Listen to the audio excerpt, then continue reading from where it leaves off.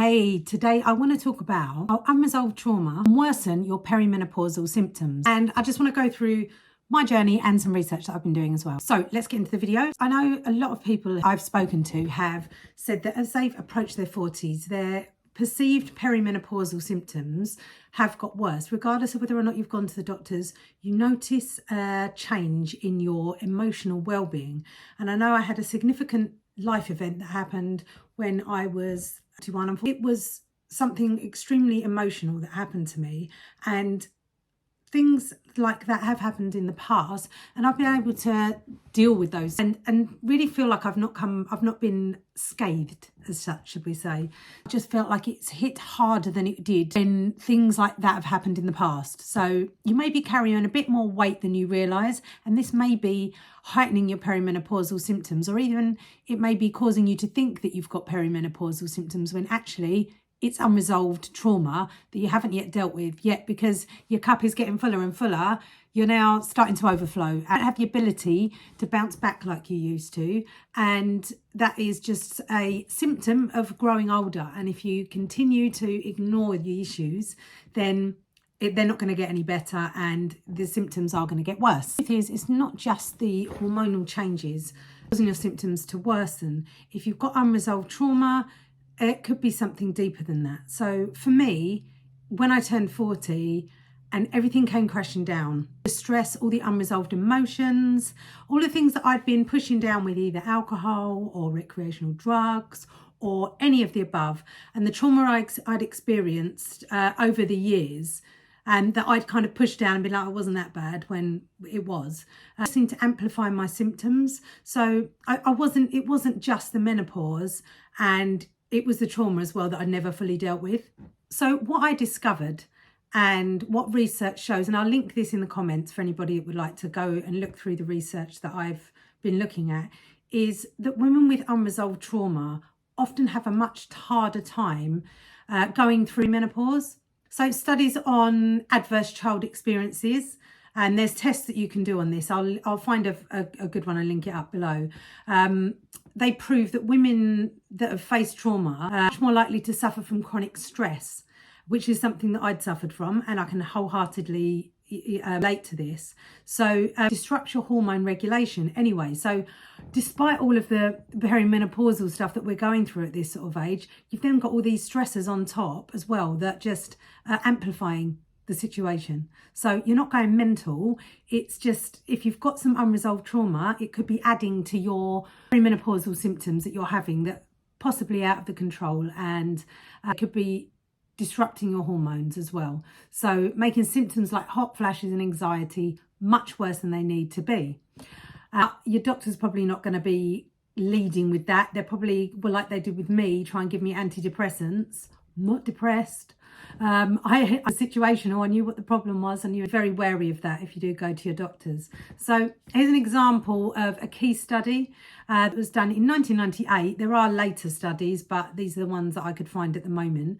So on people with adverse childhood experiences, revealed that childhood trauma can significantly impact physical and mental outcomes in adulthood. Okay, so on top of that, researchers have also found show that how chronic stress disrupts hypothalamic pituitary adrenal axis, which could be why perimenopausal symptoms are so intensified in women with unresolved trauma.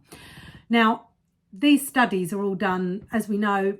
If we were men, there'd be hundreds of studies done, but we're not, so they're few and far between. But I think there are becoming more and more of them, helping to sort of understand what we're going through at the moment, and why perhaps the trauma that we've suffered as children or later on in life can then really have an impact on us when we hit perimenopause, and can sort of knock into us like a train more than anything. So this cycle continues, then, cost is immense. Left unchecked, unresolved trauma doesn't just make your symptoms worse, it can increase your risk for severe anxiety too. So depression as well, and it can make other health conditions harder to manage.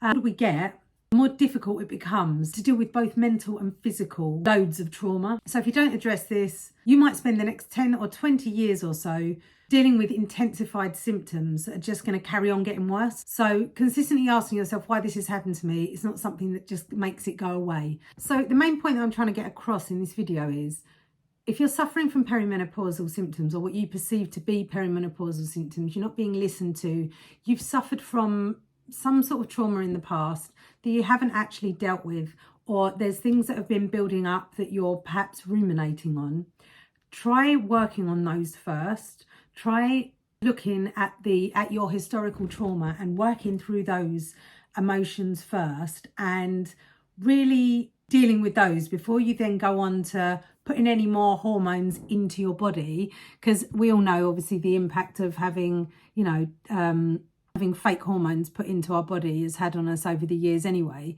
never mind sort of the food that we've been eating and things like that. So as you can see from me doing, cutting out processed food has a hell of an impact on your hormonal health. And that's just something else to bear in mind. You can have as much therapy as you want, but if you're not dealing with your sleep, if you're not dealing with your diet, and you're not dealing with your relationships and your trauma, I just want to make it clear as well that it's not the end. Perimenopause or menopause is like going through puberty, but the other way around. And it can be another great start in life. So it's not like the world is ending. If you can manage it, and you can either get help with therapy and deal with past traumas, and also get help with speaking to a hormone specialist. There's supplements I list below as well that I take, and know that not every day is going to be a good day, and that's okay. And just being a bit kinder to yourself with that, and know that we are getting older and things change. And if you can remember back to what it was like in puberty, my God, I don't think it's half as bad as it was then. But I think we seem to forget that. So I just want to try and put some positives on this, because I just feel that everywhere I look at the moment, everybody's kind of like, oh, I'm having this really bad experience. But I just want to make, there can be some really good things that come out of this. Like, imagine if you thought that you were going through perimenopause, or even if you are going through perimenopause, you then sought help and addressed some trauma that you've had, and came out the other side and realised, oh, hold on a minute, perimenopause isn't that bad. Maybe you're on HRT and it's still not helping, and that could be the reason why. Just it's something to think about instead of just completely writing it off. And that's kind of what I want to get across today, is have you looked into sorting out your trauma and dealing with things that may have happened to you up until this time, and really sort of trying to address that, rather than just thinking I need all the drugs, or I need this, or my doctor's not helping me, or seek some answers out for yourself, and speak to other positive minded people that actually want to help. I don't know, I've just seen a lot of women in these groups with their feather earrings trying to tell you that your life's over. I don't have feather earrings, and I don't feel like my life's over. Choose who you listen to, and definitely not men or 24-year-old fitness influencers either. Anyway, that's my rant over, and I hope that's helped, and I hope that perhaps looking at your past and working through that, if that's something that you haven't done and you're still suffering quite terribly with your perimenopausal symptoms, even if you haven't been diagnosed as such, then this could help you. So let me know in the comments if it has, and thank you very much for watching.